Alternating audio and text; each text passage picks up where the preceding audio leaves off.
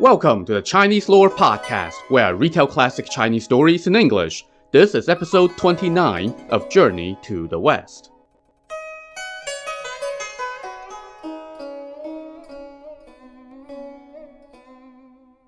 Last time, a demon called Lady Whitebone tried 3 times to get a piece of San Zang while the pilgrims were crossing her mountain.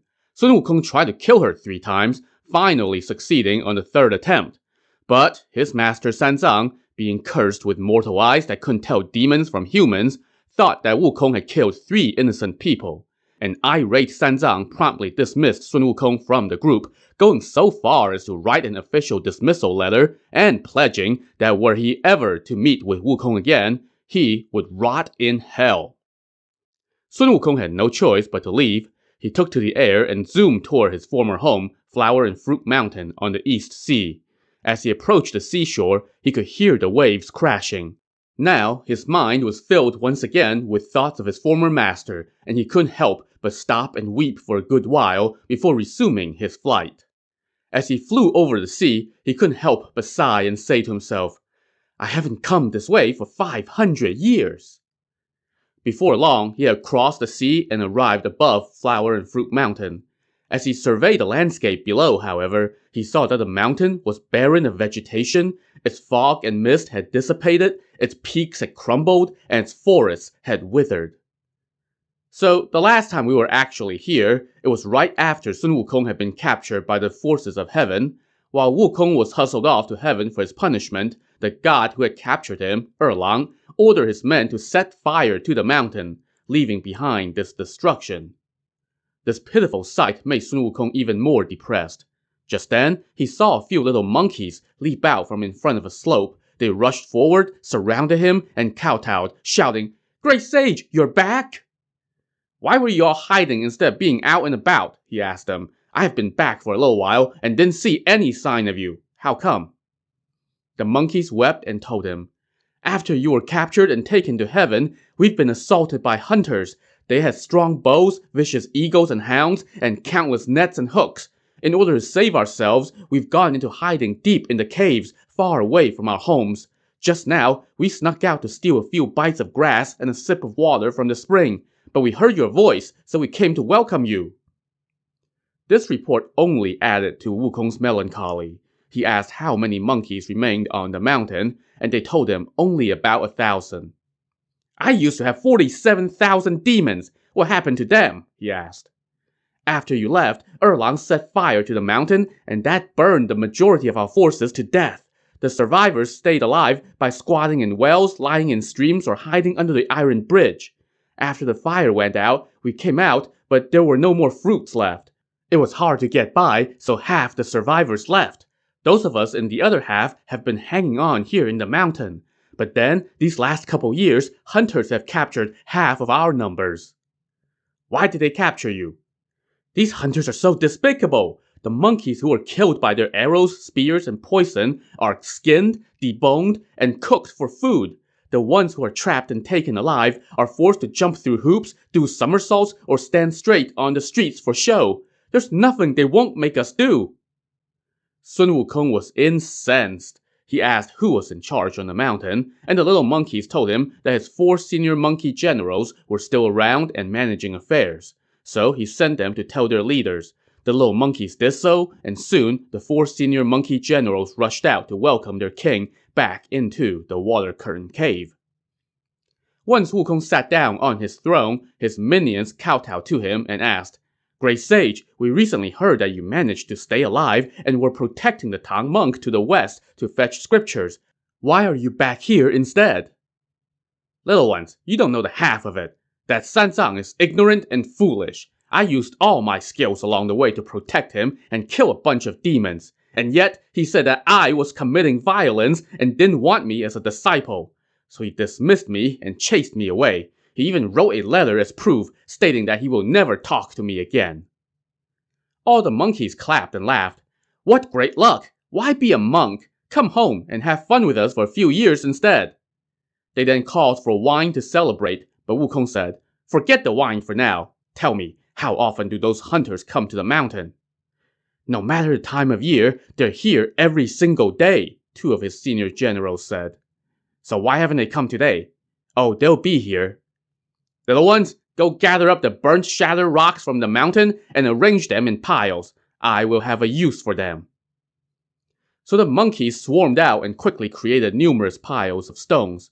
Wukong then told them to go hide in the cave while he did his thing. He then kept watch from a peak.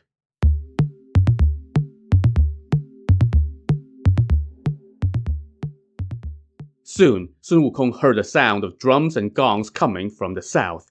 He saw about 1,000 vicious-looking men, leading eagles and hunting hounds and wielding knives and spears.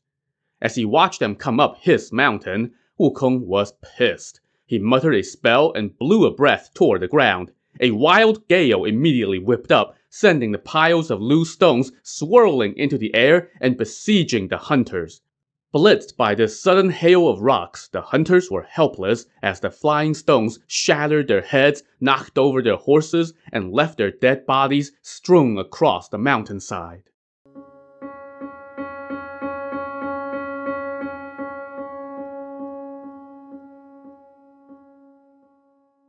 Having avenged his tribe with this grisly act, Sun Wukong descended from the clouds and laughed. "Awesome! Ever since I started following the Tang monk, he always nagged me and said, 'Not even 1,000 days of kind deeds are enough, but one day of wickedness is too much.' Seriously, I killed a few demons and he accused me of committing violence. Well, today I have come home and killed all these hunters."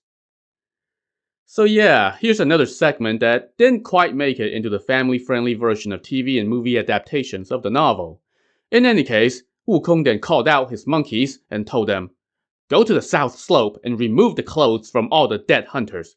Wash off the blood and put them on to protect yourselves from the cold. Throw all the dead bodies into the deep lake. Bring the dead horses back. Remove their skins to make boots and preserve the meat so we can enjoy them slowly. And take the hunters' weapons for yourselves, and bring back their banners for our own use." The monkeys did as he instructed. Wukong used the cleaned-up banners to make a large flag on which he wrote the words, "Rebuilding Flower and Fruit Mountain, Reviving Water Curtain Cave, the Great Sage of Heaven." He erected the flag outside the cave and started recruiting demon lackeys and building up his provisions. Soon, he had put his scripture pilgrim days far behind him. He also went to visit the dragon kings of the four seas to borrow some magical water, which he used to wash clean his mountain. He then planted elms, willows, pines, cedars, peaches, plums, jujubes, and apricot trees all over the mountain. And pretty soon, Flower and Fruit Mountain had regained its former glory, and Wukong and his monkeys returned to their carefree lives.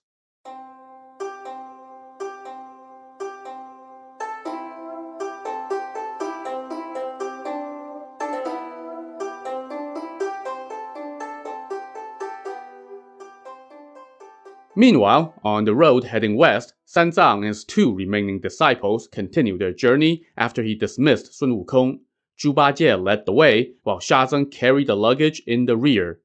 After they crossed over White Tiger Ridge, they came upon a thick forest.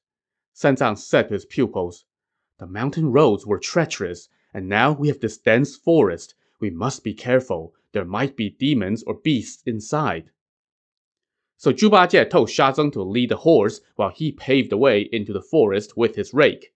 After they traveled for a bit, San Zang stopped and said, "Bajie, I am really hungry. Where can we find some food?"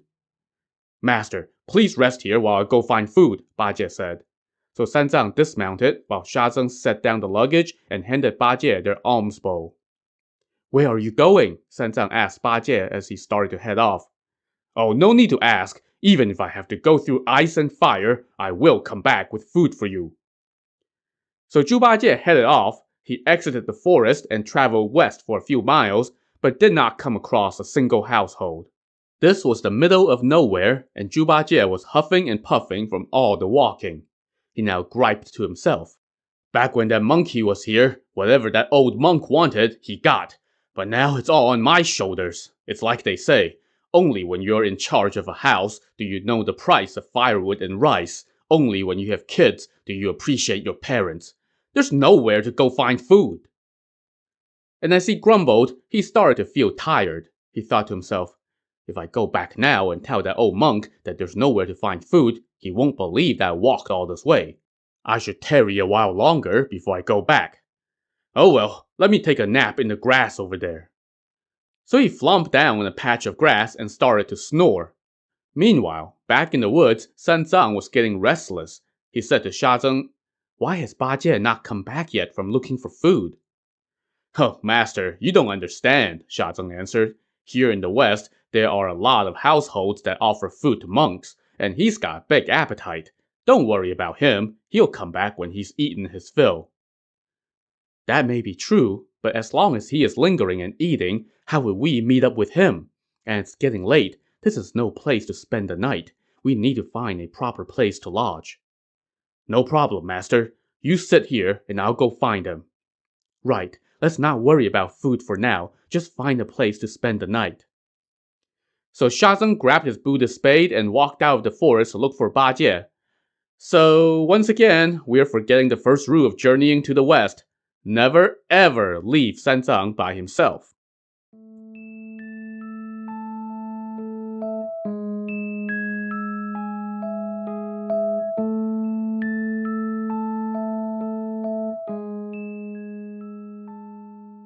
After Shazeng left, San Zang sat alone in the woods and was feeling very fatigued and irritated.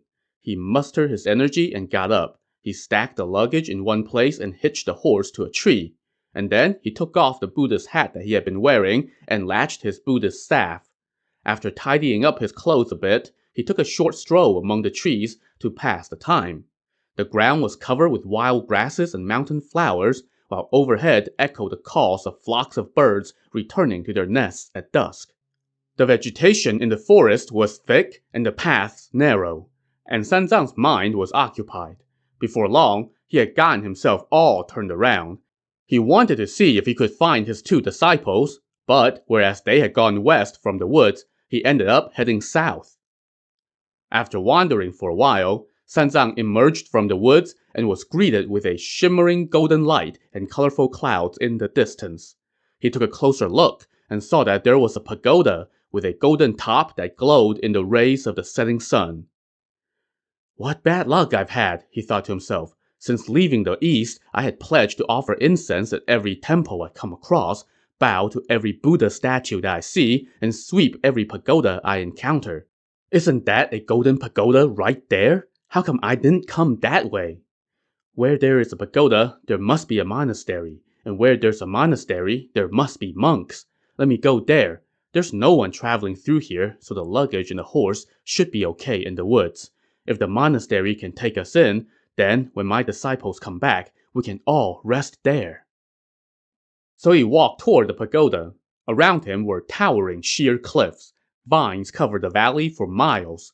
With its babbling streams, fragrant flowers and trees, and wondrous animals, this place looked like some immortal realm. When he came to the foot of the pagoda, San Zang saw a door with a bamboo curtain hanging over it. He pulled up the curtain and ducked inside. But when he lifted up his head, he froze. On a stone bed, there slept a demon. He had a blue face with white fangs jutting from his giant mouth. Tangled locks of red hair hung down both sides of his face, while purple whiskers sprouted from his chin like the budding shoots of a lychee tree. His nose arched like a parrot's beak, and his eyes glowed like morning stars. He had fists as big as a monk's alms bowl, and his blue feet were like gnarly roots jutting from a cliff. He wore a pale yellow robe and brandished a giant saber in his hand while he slept leaning against his bed. San Zang felt his whole body go limp, and he started to turn around to leave. But the yellow-robed demon sensed his presence, opened his eyes, and shouted, "Little ones, who's that outside the door?" A demon lackey poked his head out the door, took a look, and rushed back in to tell his boss, "My lord, there's a monk outside. He has a round head, broad face, 2 long ears, and tender-looking flesh and skin." The demon lord laughed aloud and said, "This is called a fly on the snake's head. The meal has delivered itself. Little ones, catch him and bring him to me. I will reward you handsomely." So a horde of demon lackeys swarmed out and chased after San Zang. He saw them coming and tried to run. But yeah, good luck with that. Between his stiff legs and the treacherous roads, It did not take long for the demon lackeys to return to the pagoda, carrying San Zang like some freshly caught animal. The yellow-robed demon saw San Zang's handsome appearance and thought to himself, "This monk looks like a high-class figure, not an ordinary person. If I don't show my prowess, he is not going to submit." So he put on his mean face and barked, "Bring that monk in here!" The lackeys shoved San Zang into the room, and San Zang had no choice but to press his palms together and greet his captor. "Monk, where are you from? Where are you going? Tell me now!" the demon lord shouted. "I am a monk from the Tang Kingdom. On my emperor's command, I am heading west to seek scriptures. I was passing through your pristine mountain and came to the pagoda to pay my respects to the Buddha. I did not mean to disturb you. Please forgive me. Once I have completed my mission and returned to the east, I will forever sing your praises." The demon roared with laughter. "I had you pegged for somebody special, and I was right. So it's you. I was planning to eat you, and you have delivered yourself to me. Great, I would have allowed you to escape by mistake. You are destined to be my meal, and you have stumbled here on your own. I can't let you go. Little ones, tie him up." So the lackeys swarmed forward and tied up San Zang to a column. The demon lord gripped his saber and asked, "Monk, how many are in your party? I can't imagine that you would dare to go west alone." With a blade in his face, San Zang had no choice but to fess up. "My lord, I have 2 disciples named Zhuba Jie and Sha Zeng. They left the woods to find some food. I also have a load of luggage and a white horse. Both are still in the woods."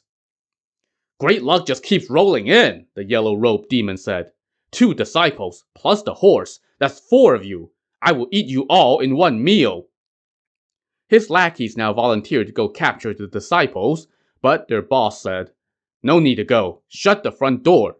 When those 2 come back from begging for food, they will go looking for their master. When they can't find him, they will no doubt find their way here. As the saying goes, business is easier when it comes to your door. We can capture them at our own leisure." And so the lackeys did as he said, and they waited.